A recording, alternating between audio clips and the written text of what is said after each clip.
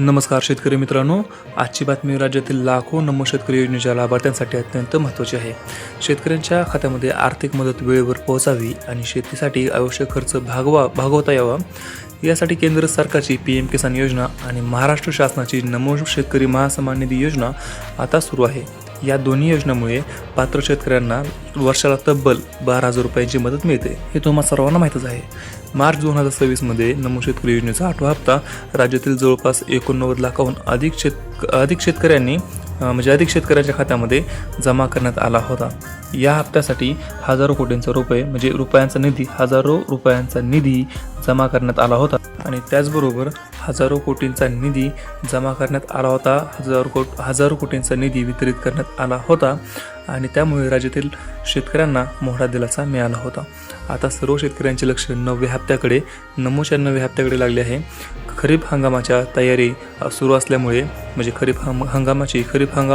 सुरू असल्यामुळे हा हप्ता शेतकऱ्यांसाठी अधिक महत्त्वाचा ठरणार आहे. बियाणे, खते, औषधे आणि इतर शेतीच्या कामांसाठी या पैशांची मोठी मदत होणार आहे. सध्या सरकारकडून लाभार्थ्यांची यादी, आधार लिंकिंग, eKYC आणि बँक खात्यांची पडताळणी सुरू असल्याची माहिती समोर येत आहे. त्यामुळे ज्या शेतकऱ्यांनी अजून eKYC पूर्ण केलेली नाही त्यांनी त्वरित ती करून घ्यावी.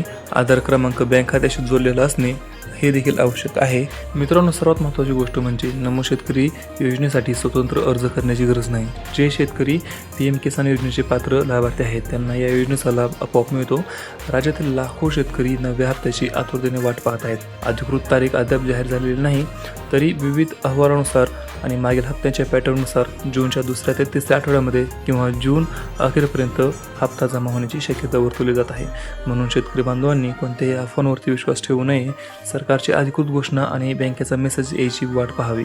आनंदाची बाब म्हणजे राज्य सरकार शेतकऱ्यांच्या हितासाठी सातत्याने प्रयत्न करत आहे आणि त्याचबरोबर आगामी काळातही शेतकऱ्यांना आर्थिक बळ देण्यासाठी विविध योजना सुरू राहणार आहेत. आता मोठी अपडेट म्हणजे उपलब्ध माहितीनुसार नमो शेतकरी योजनेचा 9वा हप्ता 25 जून 2026 पर्यंत किंवा त्याच्या आसपास जमा होण्याची शक्यता व्यक्त केली जात आहे. मात्र ही तारीख अधिकृत घोषित झालेली नाही.